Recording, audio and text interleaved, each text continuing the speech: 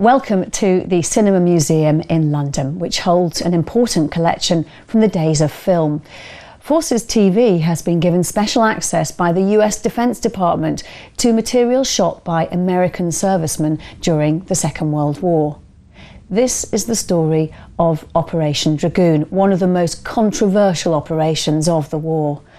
America and Russia originally supported the idea of combining the Normandy landings with a similar invasion to the south via the Mediterranean. Britain strongly opposed it. But following the success of the Normandy landings, Operation Dragoon did eventually go ahead. This is the story of the other D-Day invasion.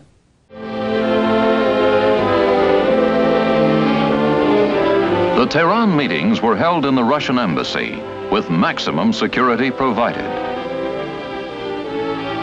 Churchill later said in his memoirs that Molotov reported Soviet secret intelligence had uncovered a plot to kill one or more of the big three. The day of the conference, troops and police were everywhere around the embassy. This was one of the most significant gatherings of Allied heads of state and military leaders since the beginning of World War II.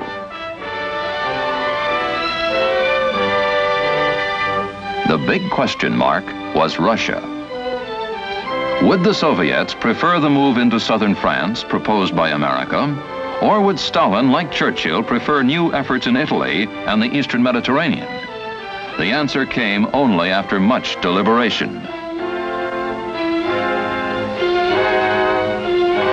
Stalin, apparently playing a waiting game, was in a position to side with Roosevelt, who continued to stress the need for operations in northern and southern France.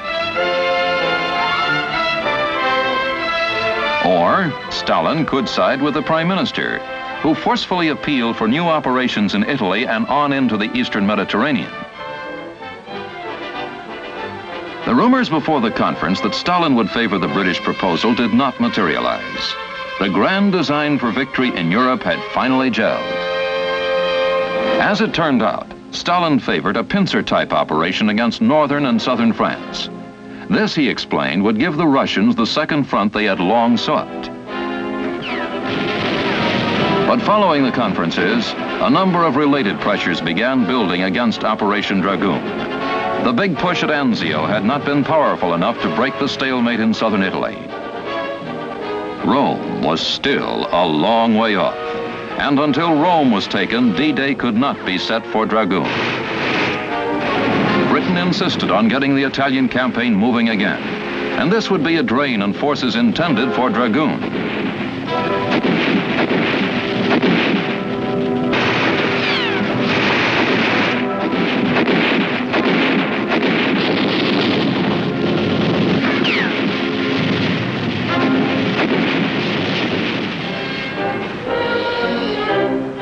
The newly appointed Overlord Commander, General Dwight D. Eisenhower, was well aware that strategic focus was upon him. He needed Dragoon in support of the Normandy invasion, yet such things as the shortage of landing craft began to make Dragoon appear less feasible. At General George C. Marshall's suggestion, the American Chiefs of Staff delegated their authority to Eisenhower so he could confer with the British and determine who was to have logistical priority in the critical weeks ahead. Talks with the British resulted in compromise action. For the present, the fighting in Italy was to have priority over all other Mediterranean operations. Meanwhile, plans for Dragoon, the invasion of southern France, were to continue. But despite spirited Allied attacks in Italy, the stalemate there persisted.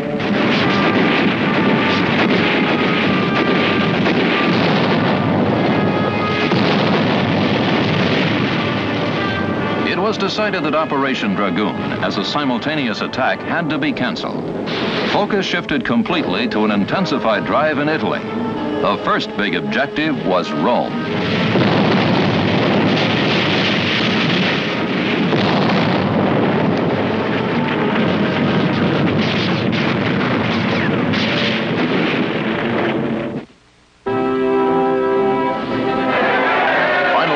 On June 4th, the Allies victoriously rolled into Rome.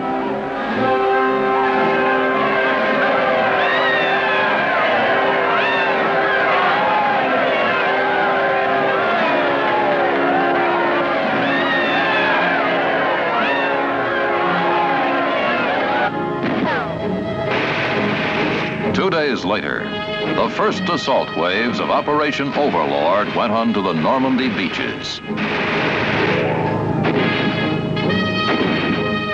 Eisenhower continued to present a strong defense for supporting Overlord with an invasion of southern France. Britain again stressed a desire to advance north toward Hungary through the Ljubljana Gap. Both Marshall and Eisenhower pointed out the need for a new major port in the south of France for the passage of the 40 to 50 divisions waiting in America to fight in Europe. The port of Marseille in southern France would provide the facilities needed. In Naples, preparations began immediately in compliance with a Supreme Allied decision to launch Operation Dragoon on August 15, 1944.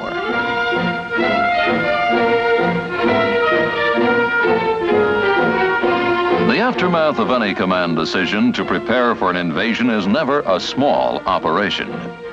7th Army's assault force was the 6th Corps with its 3 infantry divisions, the 3rd, 36th, and 45th.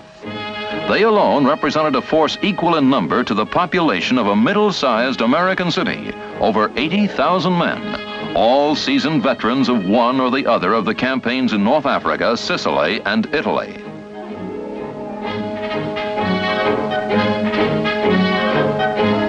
These men were to land on the main beaches on D-Day, another 33,500 to be ashore by D+4.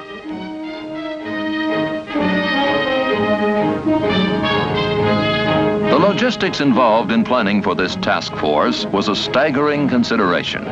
Transportation alone, with all kinds of surface craft, ships, and vehicles, required the greatest skill and coordinated planning.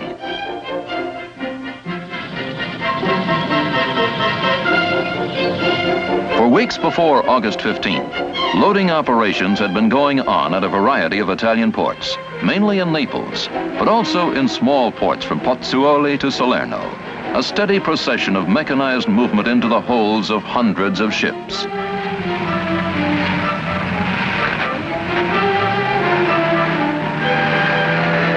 In the days following the capture of Rome, this assault force had undergone concentrated pre-invasion training, with stress and physical conditioning, individual combat training, simulated amphibious landings.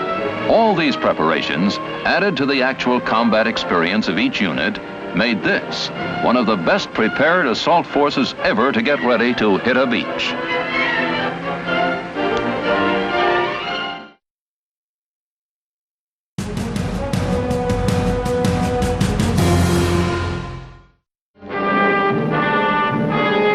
By the 12th of August, men, weapons, equipment, and supplies of the entire command were aboard ship and on the way.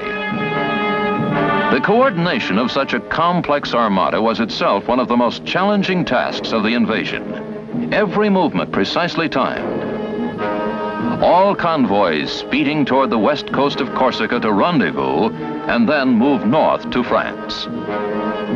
For most, this time aboard ship was not a new experience.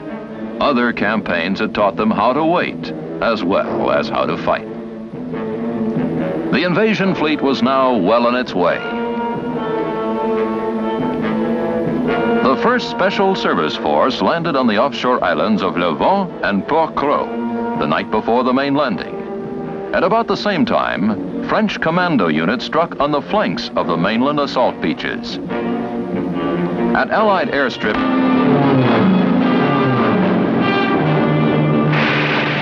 they swooped inland to strafe German ground forces that were moving toward the beaches.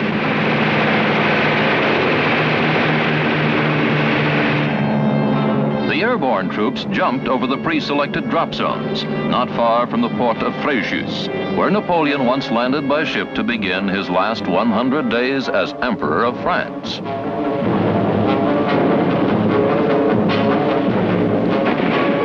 The primary mission of the airborne troops here was to prevent German movements into the main assault area.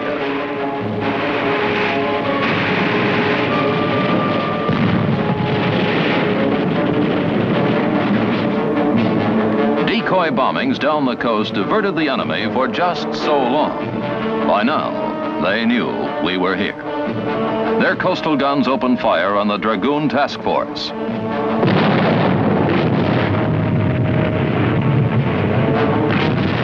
returned the fire.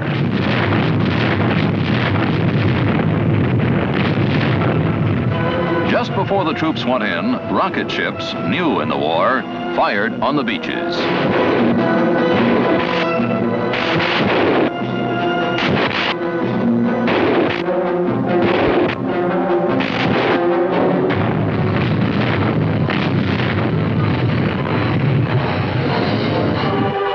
Now it was time to disembark into the landing craft. Each hour was a matter of minutes away. At about the same time in Italy, glider-borne troops took off, heading toward the area of Le Mouilles in France, a suspected enemy assembly area for counterattack.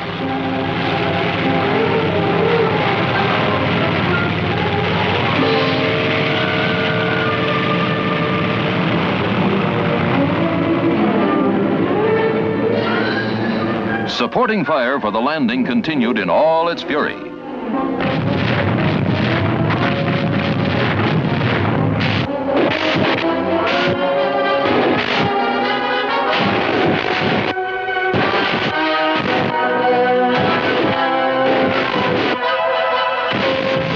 Only seconds now before they hit the beach.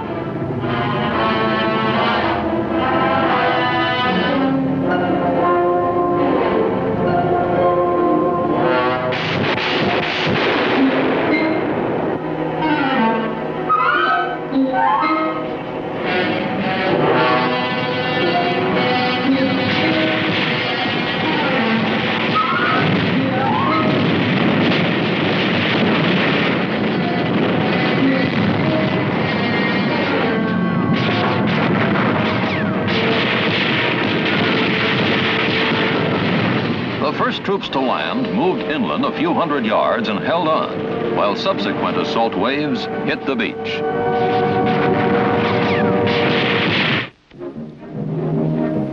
The first messages began to trickle back to the command ship. Landings on time. Enemy opposition light. Beach operations going better than expected.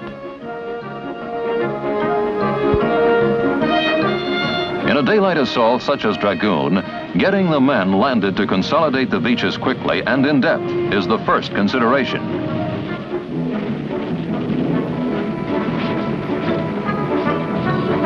The next mission was to bring in the machinery of war, the supporting weapons, tracked vehicles, all the equipment and supplies that would make it possible for the Allies to reorganize quickly for the advance to the northwest.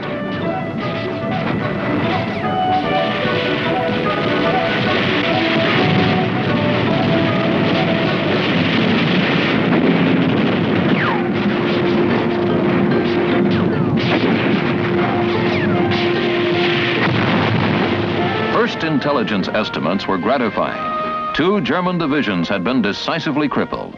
Within hours of the first landings, more than 2,000 prisoners had been taken.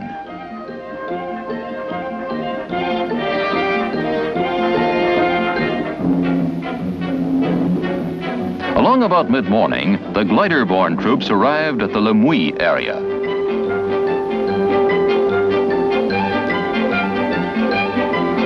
Rough terrain and high winds made landings hazardous, and there were casualties. But overall, Allied casualties those first few hours were relatively light.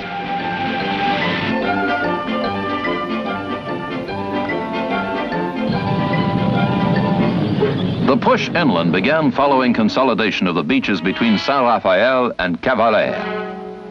An ideal offensive is one in which the enemy is trapped without means of escape. Operation Dragoon was approaching that ideal, but the Germans maneuvered and fought back with everything they had.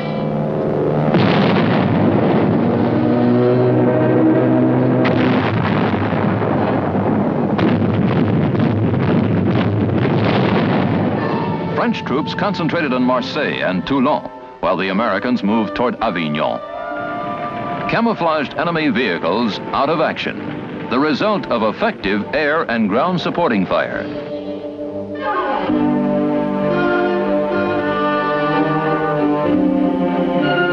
Less than 2 weeks after the landings, an all-French assault force entered Marseille. A vital port city such as this does not fall without a struggle, especially when Hitler ordered Marseille to be held.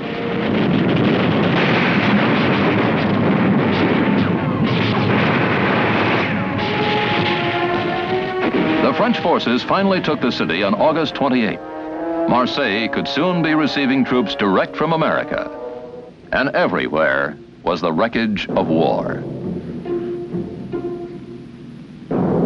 Soon, the French took still another port, Toulon, another strategic prize, a waterfront city showing the thoroughness of our aerial strikes.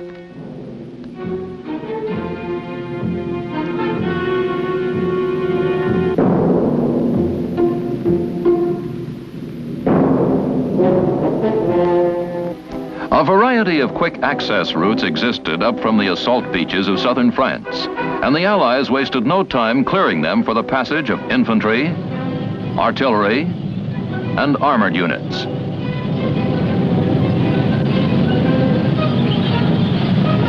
In a special order of the day, the commanding general of the 7th Army, Lieutenant General Alexander M. Patch, told his men, "Keep advancing.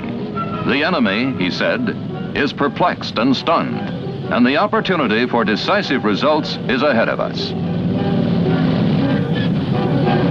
While the troops pushed on, the enemy was kept off balance with our artillery fire.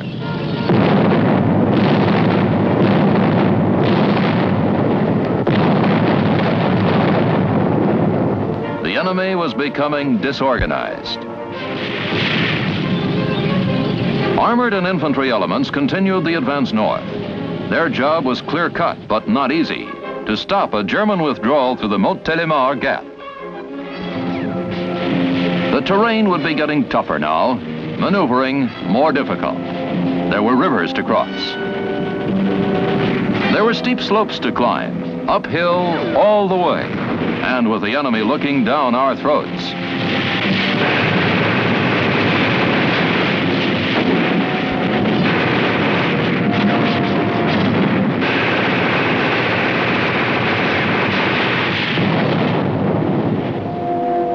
Artillery engaged in a duel with enemy guns.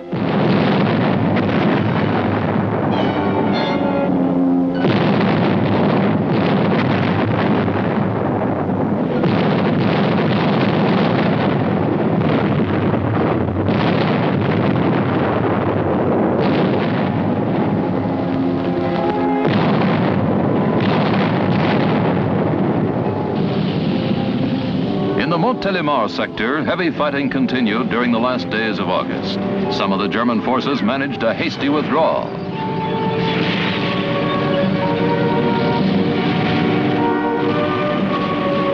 North of Montélimar, the Allied forces pursued the retreating German troops.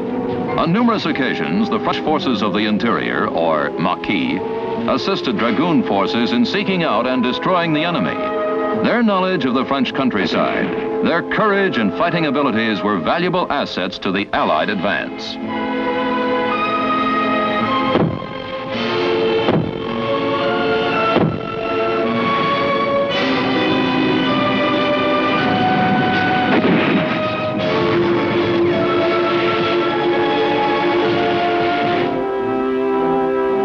Recognition of the Free French efforts in fighting and capturing the enemy was evident when General Patch awarded to Mac Romont, local Maquis leader, a Silver Star.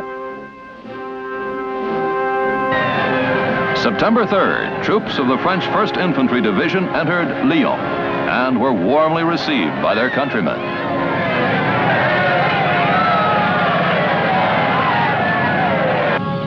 Our forces continued to sweep north.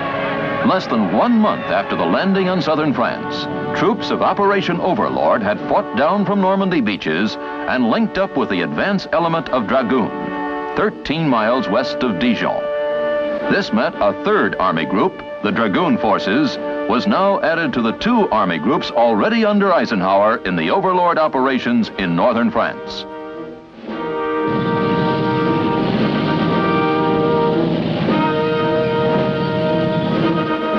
Dragoon forces had captured more than 115,000 prisoners and had liberated practically all of eastern and southern France. decisively moving toward the climactic phase of World War II.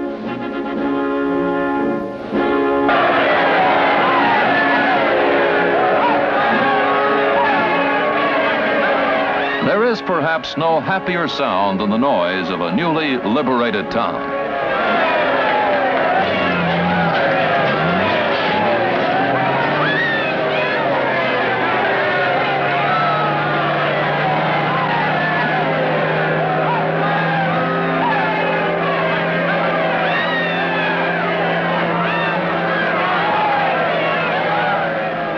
The response of a grateful people was hard to leave, but there was still a war to win, and so the troops moved on.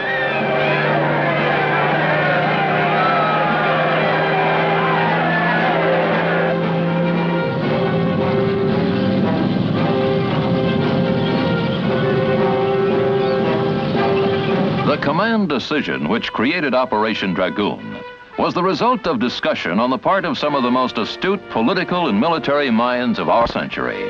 A decision carried out by such commanders as 7th Army's General Patch, 6th Corps' Lieutenant General L.K. Truscott, Jr. A decision transformed by the individual soldier into effective action on the battlefield. General Eisenhower had this to say about the true hero of the battle, the American fighting man. He has surmounted charges into desperately defended beaches. He has fought his tedious, patient way through the ultimate in fortified zones. He has endured cold, hunger, fatigue. His companion has been danger. Death has dogged his footsteps. He and his platoon commanders have given us an example of loyalty, devotion to duty, and indomitable courage that will live in our hearts as long as we admire those qualities in men.